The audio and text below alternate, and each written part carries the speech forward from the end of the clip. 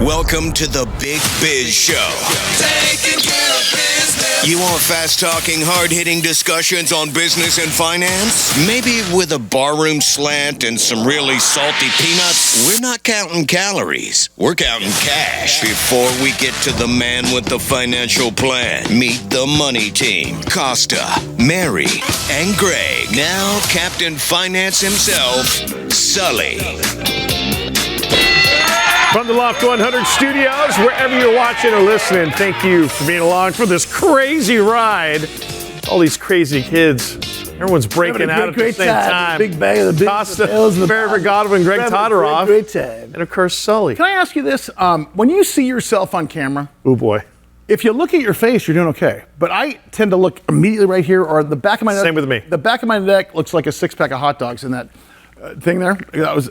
Yeah, I look like I'm about 8 months. I can't ever Your hide eyebrows could not be higher. I can never hide my inner monologue. Well, I was all here. I was I'm a like- taco shy of 150 a few months ago, and now I've lost a couple of weight. So now it's not a full hot dog pack. It's just one big sausage.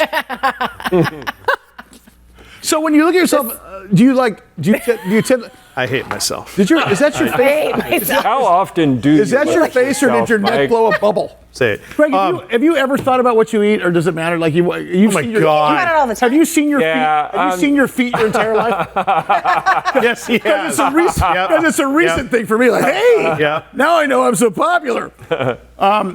Yeah, so you don't get it. You don't get the fact that, James, I do. obese people like James are. Yeah. Why does Can you say hi to the DTT, please? Hi, DTT. How are you? Nailed it. My faves. Why does the camera add 10? I don't get it. Because you It's- have 8 cameras on you. Maybe is that what it is? Our mutual friend Dave Palais, who is the devil incarnate. The world's nicest guy on Only because he's a Dodgers fan. on sideline Right. sports or Yeah. side out sports or Yeah. timeout sports. Side off, offside You owe me sports. money sports or whatever. Exactly. Yeah. He always says, he goes, hey, saw you on the Sully Show, saw you on TV today. Did you get stung by a bunch of bees? And I just, every single time, it kills me. And Mary, you are beautiful on TV. You have no problem looking at yourself, right? Oh, I absolutely do. Of course, yes. Really? And I don't like hearing my voice. But what do you look at? Because if you just look at your You know face. what I mean? The sound of my voice. But if you just look at your face, I look pretty good. But I don't like. I have certain angles. I'm looking There's at. like one angle you can only stick this side, and then I'm good. Oh, is that Once your- you go is that your straight side? on, forget about it. There was a time I was just looking at moobs, yeah. and they were Rusties. Howie Font's with us. Miss Rusty. Captain Crash, what's up, buddy? Oh my goodness. So we are. Captain Crash. What an intro, huh? Howie is. Welcome, Howie. Degenerated. Howie Okay. is a shadow of his former self. He likes to see himself. Yeah. Well, Howie's a handsome young man. I know. So handsome. My philosophy is if we get behind Howie and fund him and he becomes president, we will rule the world. Yeah, we're do in. it. We're in. Story. Yeah. Start the campaign now. Howard, we got 2 weeks before the election. Is there anything that could cause a hitch to the giddy up in terms of stock or anything like that in the meantime? Or are we just pretty much through it? No, I mean, viewers, daily viewers are going to get tired of the election coverage, but I'm all for it. We only have 2 weeks, so sorry, people. That's the news. Do you know why? Do you know why, Howie? It's Trump. Why? It's Trump time. It's Trump. Yeah. Yeah. Have you seen Donald Trump talk about his golden shoes? No. Oh, he doubles down everything. They love my golden shoes. They're still talking about. Like, and now he's got watches coming out. Got it all. And Coins, watches. You know why? Because it's Trump time. Yes, it is. They're made in China. So do you think, Howie, here's my concern. Here's my concern is that Kamala Harris represents the status quo and we're going to have a nice calm next 4 years with nothing happening. Donald Trump's going to have so much rancor. There's going to be 6 assassination attempts. It's going to be just ugly again, don't you think? I hope Either not. way. I think it's definitely a more action-packed congressional session for sure. I won't speak to the news of it, but yeah, it seems like the rancor is there. He got shot in the ear. It's the greatest shot in the ear in the history. It bleeds. The ear bleeds more than you would think. And fairly, if you were to shoot a gun from the West Coast just east, Yeah. there's a 50-50 you're going to hit his ear. Does he have big It ears? wasn't that great a shot. Does he have big ears? I think he covers them well. Orange is the new obnoxious. Big Biz Show. BigBizShow.com. I'm voting for Roosevelt or Dewey or something like that. Right, we're back to one step. More Howie.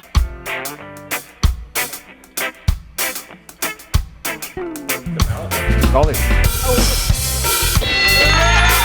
From the Loft 100 studios in sunny, beautiful Southern California. I hope you're all having a good day. We are. Because it's the Big Biz Show that's rocking and rolling. Costa, Herbert, Godwin, Greg Todoroff, and of course, Sully. Isn't it interesting? We're talking about the election, and there was a time where, like, I'm moving to Canada if this person gets elected. Yeah. Like right now, it's sort of like it is what it is, right? What do you normally say? The Kind of feel like cleanest dirty shirt in the hamper? Yeah, right. But I kind of feel it is a pick your poison, right? Yeah. With this one, it's like, you're going to get some. It's going to be buckle in for 4 years. You know why? Because they love my gold shoes. Everybody's talking. They're still talking about them. Yeah, it was the greatest gold shoes, and now I got watches. Trump time. Did you see him serving fries, Greg? No. Yeah, three for me, one for you. Yeah. Come on. So my question is this: do you guys think that life will be that much different regardless in the next? Let's say Donald Trump gets in, and economy does better because he's going to do tax cuts and pro-business. Sure. But does that translate to any one of us at all? I don't think so. No. I think energy costs will come down for us. I do. If we start drill, baby, drill. Yeah. Mary, you have the floor. I do not want the floor. Thank you very much. I want to know. Well, you're a huge Trumper, so of course things are going to get better. Would you? Well, I think here's the thing. I think it's like any year where going into it, there isn't one candidate that checks all your boxes. So with either one, you're going to get some good and you're going to get some bad. And for the most part, it's what we've had don't you every 4 years. But don't you right? think, you though, get some that good, you get some bad. most of us are fiscally conservative, Yes, I think most people. and most of us are like, I don't want the government in my pants. Right. Like I don't want the government to make decisions for me regarding whatever social issues. Doesn't that make us all the same, or is there really? Why does there have to be a bifurcation? Because certain issues are more important to other people. So if I'm moderate and I'm fiscally conservative, And by the way, but you are socially, moderate. You are moderate. You used to be. Yes, but I'm socially just left very of left. Yeah, but you. So those issues are more important to me, so that's going to sway my vote. Other people, it's the opposite, that's going to sway their vote. So we all might be moderate, but there's going to be the tipping point on one side or the other, whatever it is. What is most important to you? Women's rights, reproductive rights, Hey, Mary, human rights. Mary, the mayor talking here. Can you just hold on a second? Exactly. No, but it's not really funny though. I mean, it's a funny. serious issue that is very important. And to your point about things that are not going to make a big difference, certain judgments could make a huge difference in the lives of women and not just women. I mean, the society that's going to affect human beings moving forward, and we're not talking about pocketbooks or this or that. To your point, it's a very big deal. But to your point, though, I think most people are voting with their wallets, right?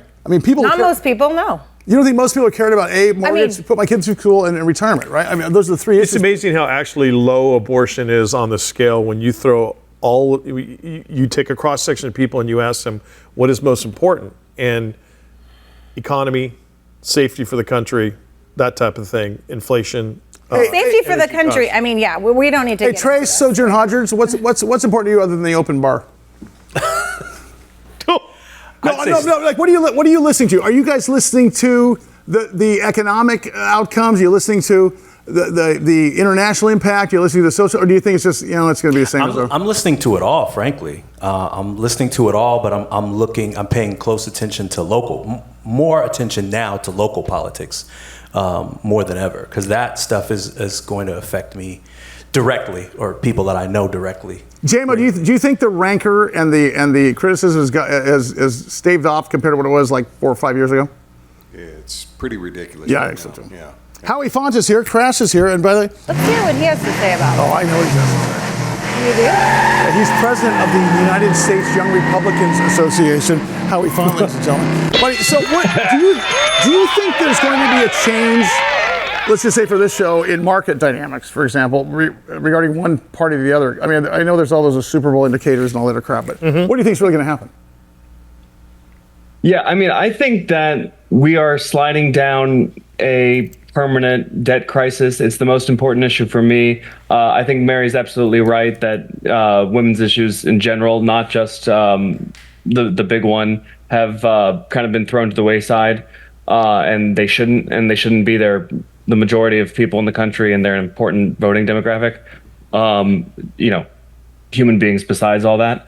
But for me, it's the debt, and it's because it's going to destroy everything. Like national security, Mike said, things like that, things where the world could blow up. You take care of that first. For me, I'm financially minded. That's the debt. Are you're talking about the U.S. debt clock, the amount per citizen of U.S. debt? So that thing gives me anxiety. Listen, you're right, and I don't want to minimize that, but I do want to say, when someone buys a U.S. savings bond, that's debt, okay? Yep. That's our debt. A lot of this is debt invested in the U.S., and what's scary is China buys a lot of our debt, and they own that. And in fact, Jared, can you pull up Jared and our Emmy Award-winning director? Can you pull? There it is, right there. So, I mean, I remember when I was doing talk radio in the beginning, it was like 2 trillion. Yeah. So, does this really matter? How does this affect us, Howie, in terms of? It 100% matters. I'm sorry to cut you off. Listen, in just the last 3 weeks, we've added $473 billion to the federal debt. It's a huge jump. It's a 5 times jump in what a normal 3-week period is. And for every individual American, that's $3,300. And how did that happen? Yeah. What caused that? Joe Biden, Bill Clinton, go back to whatever Republic. No, but I'm really curious. I'm not trying to be. No, I will tell you this. I'm very curious. It's a great question because I don't know. I know the debt increased crazy under Biden, but I don't know why that would be. So that's a great question. So the Treasury Department issues new T-bills, new Treasury bonds, especially short-term ones, and in the form of auctions. So they do that when they think the market can absorb most of the blow. And because rates have lowered and interest rates have come down, they're using that as an opportunity to raise big money in the Treasury does think about the market when it sells its debt, T-bills, Treasury bills. It's interesting that China buys our bonds that are backed by the full faith and security of the U.S. government. Now, we are relatively the best, like you said. We are at the top of the trash pile, but it's a huge problem. It concerns me. And what I've freaked out about with the election is no matter who wins, we've kind of in recent history gotten in our heads that the new president gets to do a big spending bill, and bigger than the last one ever was. And it just becomes unsustainable. So at some point, we're going to have to let go of half of the federal workers in this country. That's going to cause a recession and destroy everything. And we're going to have to increase payroll taxes 1%. We're going to have to means test benefits, and it's going to be terrible. So I really don't like this constant spending. And it's frankly, it's not politicians' fault. The keyword was it's going to be terrible, guys. I mean, honest to God. Mike, Okay, so Howie, I'm going to ask you, and I don't know if you can come up with, I don't know if you have the answer, but let's say all of us in the United States, we take our $3,300 and we just give it to the government. Debt's taken care of. No, the interest on 3 weeks worth of debt is taken care of. Good. Yeah, our debt per taxpayer is $271,000. I retract. Your Honor, I retract the question. Our debt per citizen, that means babies that just born a minute ago, $105,972. Wow. How's the weather in New York, Howie? Listen, it's existential stuff. It's almost this altruistic thing where you're like, does it really matter at this point? Because we keep on kicking the can down the road. Well, we were told, our parents were told that you and I were going to pay for it. And now our kids are going to pay. Okay, but we talk about keep going no matter what. Okay, let's say. So let's clarify that point. We are paying for it now. Right. We've paid for the first time this year. We've paid over $1 trillion in just interest payments. That's more than we spend on defense. So we are paying for it because if we didn't have so much debt, we'd have more free cash. Cash flow is more important than your mother. Yeah. To spend on other initiatives, and we just don't have that money now. Howie, at what point do you think the can hits the brick wall that signifies, okay, this is the end of the road? I mean, are we a year away from it? Are we 18 minutes away from it? I mean, have we been given a 90 notice? And empires decline slowly and dissolve, and if Rome eventually fell. But not all at once. It kind of drizzles and fades. Excuse me, somebody get me a length of rope. So back to your question at the beginning of the segment. Yes, I'm still thinking about moving to Canada. I don't like Howie. Yes. But here's my question. overall in the next 4 years, okay, because that's how we think in this country. Mm-hmm. Does our life change at all because that speedometer that we're looking at there goes up or down? Mine doesn't. It does. It does. It will impact inflation. The Fed's going to have to respond at some point. I think, Sully, you've been writing past shows calling for stagflation. I think it's going to happen. Listen, I want to shout out an organization, the Committee for a Responsible Federal Budget. They have a website where people can go and see how hard it is. I don't like Budweiser.com. Like Cheetos.org. I would like to shout out to, what is the name of the website again, Howie? I feel worse about myself all of a sudden. It's the Committee for a Responsible Federal Budget. Everyone should play with it and see if they can try and fix it. There's a good Friday night for you. You know what? If it's dangerous, a woman and a glass of Chardonnay and that website, you know what? We'll fix the world's problems. Howie Font, thank you, bud. More big Font's the best. Thank you. Don't forget the coffee.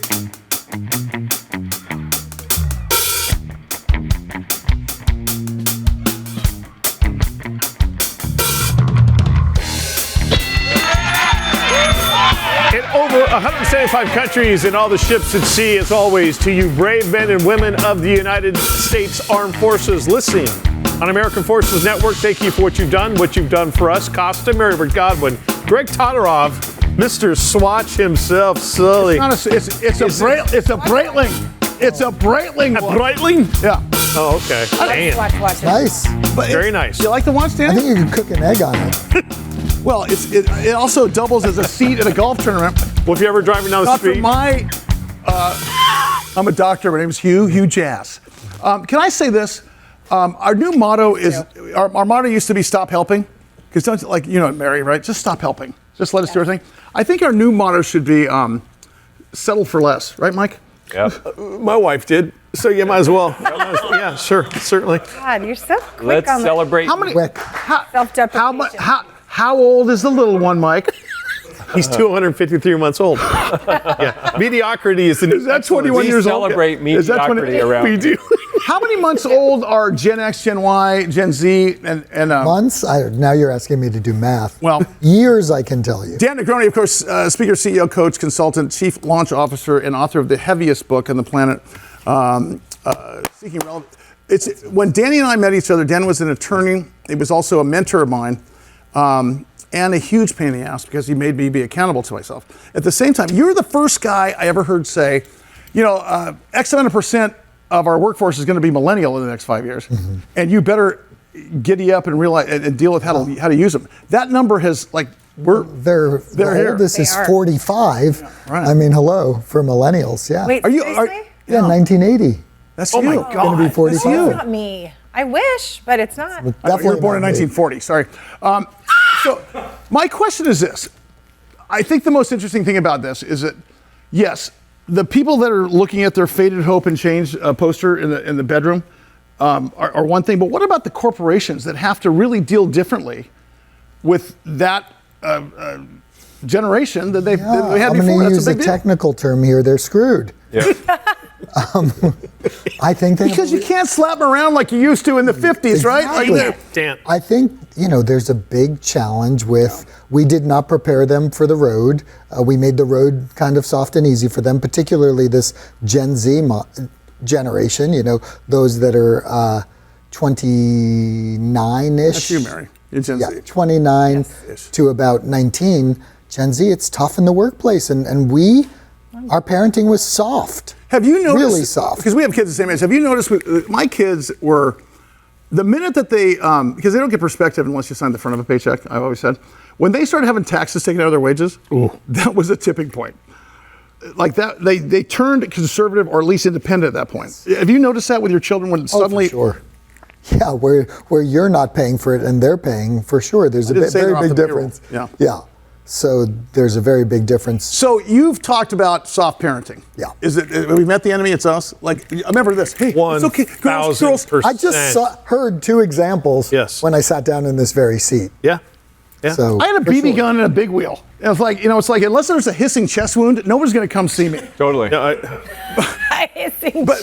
with our kids, I swear to God, I was like, I'm still worried about them. I got them on Find My. Life 360. Wow, still do? that's dangerous. No, they won't let me. Yeah. Well, for girls. I think they that get are abducted. dating, They're, for sure. I think, look, we've been pretty soft on them. They don't want to be traumatized by the truth. No. Which is you got to get up, make phone calls, Right. do emails, Right. do the hard work. Yeah. does that translate to there's lesser of a work ethic? Because we hire a bunch of, we call them the kids. Actually, I think they have a fairly decent work ethic. If you give them a guide and you tell them what to do, they can do that super well at a super deep level. The problem is they have no awareness relative to self and how do I do better? And how do I color outside the lines? Well, it's thinking for themselves, right? Didn't we Right. talk about that last time? Yeah. Yeah. Yeah, I'm going through it right now with a senior applying to college.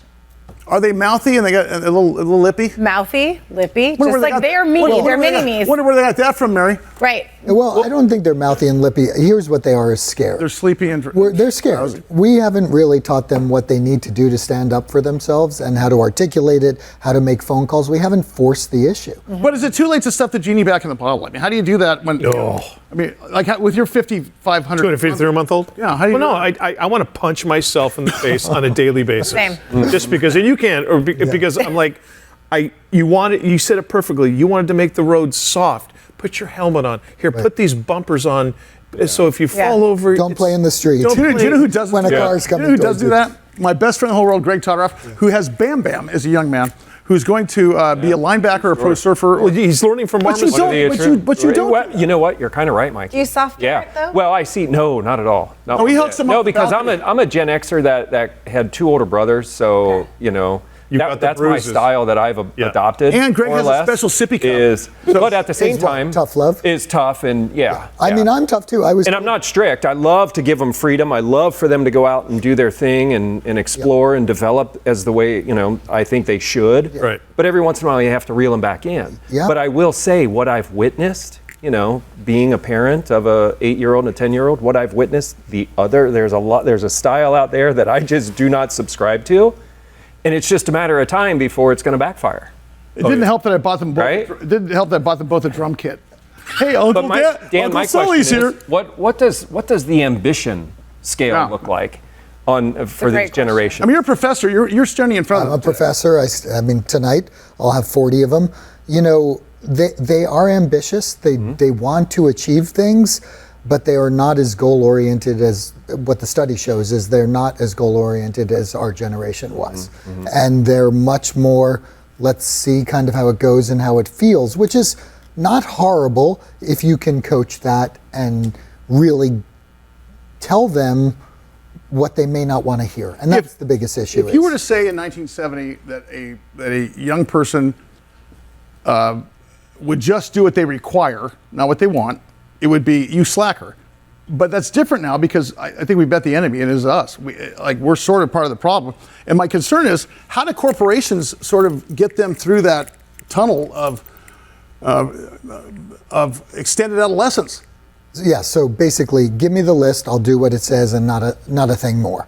But we know that the way to success is to do a lot more. Yeah. And to figure it out and to be helpful and provide value. Not wait to be asked, And but not to wait to be actually asked and do that. preemptively do it. You always talk about this is reading the room and thinking, what should I be doing right now? I like to read the room, and then it just comes to my head, and I just vomit it out without thinking. But I mean, walking and being And you paid for proactive, it. proactivity, being proactive and actually not just doing what's on the list. Can I say this? I'm very encouraged about my daughters being able to be leaders. Yeah. Although they all represent all of the what you're talking about here. I think the challenge is we've not really been honest with them. And we've not really kind of told them the truth about when they do something that steps out Girls or still think wrong they're or Santa. different. They think, what are you doing? There's not. What do you mean? There's not. There's no Santa. Well, another issue is because we gave them trophies for everything. Hey, There we go. I walked to class today. true. Oh my God, here's your medal. True story. Mike, Trump rally Costa. Well, No, but we just talked about it. Celebrating mediocrity. Yeah. Celebrating Yeah. when you It's a long climb to the middle. It is a very long climb to the middle. But That's when why you we set make the the bar medium low, bucks. I don't like you're not doing them any favors. Professor Dan Negroni, CEO, coach, consultant, chief launch officer, and of course his book, Chasing Relevance. Find him at dannegroni.com. What a hell of a keynote speaker. And the guy's got an 8-pack. Seen it. Yeah, I'm not messing with them. Big Biz Show. It is once again time for the Sports Biz Minute. It's brought to you by, as always, Prize Picks, largest daily fantasy platform out there, so easy to sign up. Just go to prizepicks.com. All right, we're going to start off with some TV ratings in baseball. A Yankees-Dodgers World Series matchup will almost assuredly boost ratings compared to the Rangers-D-backs matchup last year that saw a record low 9.1 million average viewers. Looking at recent ratings history, the inclusion of the Yankees after a 15-year absence could push the World Series to better ratings than what we've seen in several years, especially if the series goes to 6 or 7 games. Could also lead to the World Series drawing more viewers than the NBA Finals, something that hasn't happened since 2021. Speaking of the NBA, Nike and the NBA have agreed on a 12-year contract extension that will keep the company as the league's exclusive uniform and apparel provider, along with the WNBA and the G League. Nike will also make on-court and fan apparel for the leagues. And finally, in Olympic news, U.S. gymnast Simone Biles has been named as the world's most marketable athlete for 2024. The most decorated gymnast in history leaps back to the top of the rankings in the Sports Pro's annual list of the world's 50 most marketable athletes for a second time, having last been named number 1 back in 2021. Well, that is your Sports Biz Minute. It's brought to you by Prize Picks, largest daily fantasy platform out there. Sign up, really easy to do. Just go to prizepicks.com. Once again, here's Sully. And we finally have a real estate expert in the studio. Excellent. Well, she's Irish. She's from Alabama. Her name is Nadia, the elbow, bag of donuts, Colucci. She knows the guy, Nadia Colucci, of course. I thought it was the ice pick. Yeah. You know what? That's the one. That might be it. Colucci and Company, Real Estate Group. Now, she's here in San Diego. Now, you guys may be watching us in New York City or listening to us in Bahrain. But she's in San Diego, and I think it's a good microcosm to talk about a supply-demand issue in real estate. Because, let's face it, you can buy a property easy here in San Diego if you are related to George Soros. My first question is this: are you single, and why do you like me better than Mike? Tell us about. That was actually Mike's first question. I stole it. I have a question. I hear that New York, San Diego, Austin, Scottsdale, those pain in the ass places to live, are, regardless of the economy, it's more expensive than ever. Yeah, and we're facing next to that, juxtapose that, is high interest rates. So is that a one-off because of those cities? I mean, can I still buy a city block in Opelika, Alabama for $100? I mean, I think that's happening nationwide. We're seeing year-over-year growth quite significantly for the median home price. San Diego's usually in the top, which is nice, go SD. But you know who actually did better than everyone else was Houston, which I thought was interesting. Houston is a pit. Why is that? Come on. You sweat in December. They had 8.6 The weather is so year-over-year nice. growth in the median home price. What was that Go quarterback H-Town, for the Oilers? Such a great guy. Pastorini? Yeah, no. Oh, my God. He was the Oilers quarterback. Earl Campbell. That's No, Earl Campbell was a running back. Campbell was No, running back. no, Bum Phillips, coach. Deshaun Watson. My God, Mike, you're a sportscaster. Who's the Moon? Warren Moon. Thank you. Oh, right on the tip of your tongue. But he was also a Kansas City Chief, an Edmonton Eskimo, as we devolve a little bit here in the conversation. Nadia, is there a cause and effect with? So of course, when you see the Fed drop interest rates, they're dropping the short-term interest rate. That doesn't really affect mortgage rates. Mortgage follows the long bond, but eventually it does. So we're seeing mortgage rates go down. Does that really matter? I mean, are we going to? Yeah, it matters. I think if we have lower interest rates, affordability goes up. I think that'll help a lot of first-time home buyers and second, third for all of us. Are they still like fog up a mirror, get to buy a house now, or are they actually underwriting now? They are. They've been more conservative than they have in other markets, which is good. I mean, we want a stable economy where the loans are hard to get. Not everyone and their mother, and then can get one, right? It should be a little. Well, the mortgage crisis. Are you seeing the median age of first-time home buyers? Yeah, 70. Go up, or is it still? I mean, is it because of obviously the price of housing? Homes, in general. Yeah. Actually, at the end of Q2 here in San Diego, the biggest we had 30% was Gen Z and What's Gen Z? Gen X. Sorry, Gen X and millennials. What is that again? Gen Z is too young. I meant Gen X, so that's me. That's you and me. And then millennials were the biggest buyers. I mean, that's great. It's interesting because I have a philosophy that the last check I write is going to bounce. my kids are been pretty well off so far. But I do think that, post-college savings and everything else, you got to kind of put a little dough aside because you're going to have to help them with a down payment. Is that that's right? Yeah, I had these sweet first-time home buyers just come in this weekend, and they're like, we really want to do it on our own. And I'm like, let's try to figure out where you can. But most parents end up helping a little bit, for sure. So there was an article out in Business Insider talking about home prices getting stable here in this country. It begs to ask the question, is it a seller's market or a buyer's market, or is it always a seller's market? Or does it really depend on the region that you're in? I think it depends, but for the most part, it seems to still be a seller's market. I think our inventory supply nationwide is under 4 months supply, so that's still considered a little bit more of a seller's market, but buyers still have some room to negotiate, especially depending on the time they buy, right? If you buy in the winter, sellers probably a little more desperate to negotiate. Maybe back, 5 years ago, you couldn't even, if there was no roof, you had to take it as is, right? See, for me, I always argue with myself and say, should I just sell this big thing and take a profit and buy, a stabbing cabin downtown, maybe someplace up in Santa Monica? I mean, yes. Honestly, it's because. But I think I would. I look at you because you have a really killer home. Whoa, thank you. And you married well, Greg. Well, but my point is that you'd have a hard time walking away from that, even though you could make a huge profit and go somewhere else that doesn't have state taxes. Okay. Did you ever argue with yourself about that? Sure. I mean, I think everybody does, right? I have a hard time with that. I always try to say, well, if I did this, then I did. And I think the thing is, you don't know what your house is worth until you put it up, right? Right, the market will dictate it, but you hire a professional, they're pretty close to telling you what it's worth. A lot of people did leave California. Many came down from Northern Cal. I think Is it just like areas like New York and parts of California and LA and such, like the high dig areas, or is there some sort of following in terms of trends across the flyover states and such like that? No, I think population is growing globally. We're going to grow. I would say if you're looking or considering something and you can't quite afford the sexy area of the downtown or the highest zip code. Me and Mike like popcorn ceilings for our place. That's Shag rug. There's a Murphy bed and an avocado green for Micah. We're in. Nadia Colucci is the founder of Colucci Co Realty Group. The website icepick.com. No, it's coluccico.com. Okay, so we've been talking, and honest to God, every day on radio and TV. Well, I remember 2021. 2022, we're going to come out of this in the third quarter. Then it was 2023.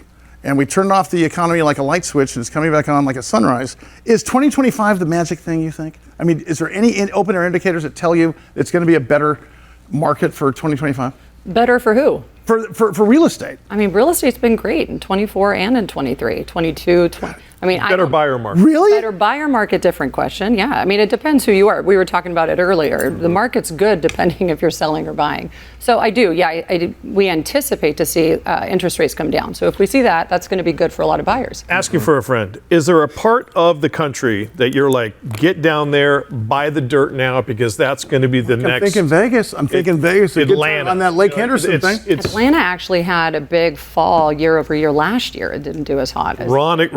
Wrong example. Because I keep on hearing like Mississippi is one of those areas burgeoning where it's said nobody ever. Well, I know. You're talking with humidity and bugs as big as birds and. I'm looking at? I'm looking at Austin, Texas. Greg, you know where it is?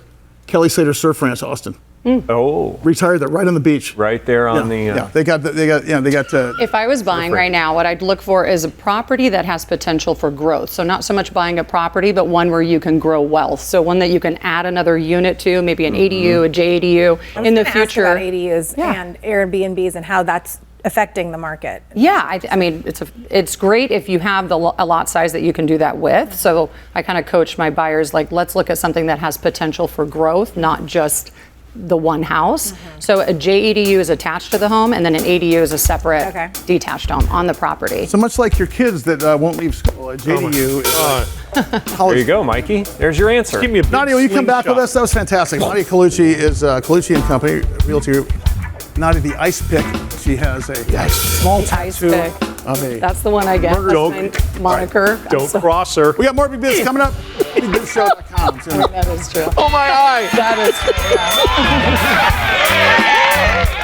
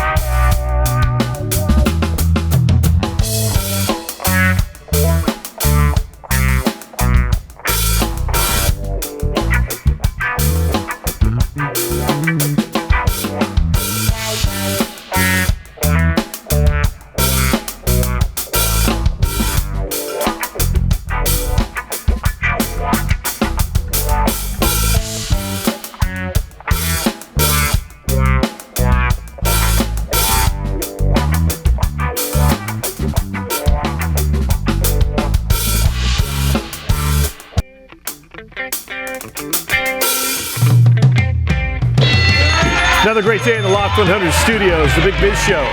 Coming your way here from Southern California. Hope everyone's having a great day. We certainly, as always, appreciate you being along for the ride. I am Costa, the beautiful woman in the middle with the stars on her sweater. It's Sully. It's Mary Godwin. That handsome devil's Greg Todorov, our executive producer, and of course, Captain Finance himself, Sully. Can I guess why everybody's so sassy today? What happened? Oh, so sassy today. Day that ends in Y. Okay. Right. There you go. Very good. Ron Cooper is the CEO of a company called enGene, stock ticker ENGN. And somehow, Greg Todorov, what does he do? He's our executive producer. Okay, thanks. The guy over here. He gets all the emails from listeners. And, and he cherry picks them. Of course he does. He gets only the good-looking men and the interesting women. And then there's me and you. The dregs. So we had a shareholder call and said we should interview these guys. These guys are doing what's called localized delivery of genetic medicines. Now, I think we should probably just let him take it away. Hey, Ron, thanks for coming on the air with us. Appreciate it. A real pleasure to be here today. Thank you. So can you give us, because we're all Joe Sixpacks and she's Cindy's CEO, what does it mean when you say you've developed the DDX platform which supports localized delivery of genetic medicines? So as many of you are aware, we're in an exciting time for science where we have some really exciting gene therapies, but most gene therapies are delivered with a virus. And if they're delivered with a virus, you're limited into how much genetic material you can put in. And those viruses, can cause systemic effects or immunogenicity. What we've developed is a proprietary platform, the DDX platform, which actually is a fancy way of saying sort of proprietary sugar delivery system, where we can deliver non-viral gene therapy, and we deliver this locally. And what's great about that is we don't have the systemic effects, but as well as we're not limited in how much cargo we can deliver, how much genetic material we can deliver. Hey, Ron, so people may be watching us in New York or watching us overseas, and we're here in San Diego, which is a hub for biotech, bioscience. We always hear about immunology or immunotherapy or targeted cancer therapy, and one of the things in doing some research here, you guys are kind of the tip of the spear with 10 of the most significant cancers in sort of immunotherapy meets genetic medicine. That's correct, right? So our lead asset is focused in non-muscle invasive bladder cancer. When you think of cancers, you often think of breast cancer or melanoma or lung cancer, but in fact, bladder cancer is a top 10 cancer, and in fact, on a per patient basis, maybe one of the most expensive cancers to treat. Pardon me, did you say bladder cancer? Bladder cancer. Yeah. Mike, you're on your third P by 11 o'clock. Maybe we should get checked? Well, yeah, I'm actually talking with Mr. Cooper off the air later to see if I got an issue. That concerns me because that has an addressable market that is uncomfortable, correct? It's a huge unmet medical need, and right now the current treatment is pretty poor. So unfortunately, if you're diagnosed with non-muscle invasive bladder cancer, you'll probably be given a drug called BCG. It's a bacteria. But unfortunately, it's very hard to make and is often backward, so it's hard to get. And more often than not, the treatment then becomes removal of the bladder, called a radical cystectomy. And again, that has a high level of morbidity and mortality. So up to 10% of the patients can die from this procedure.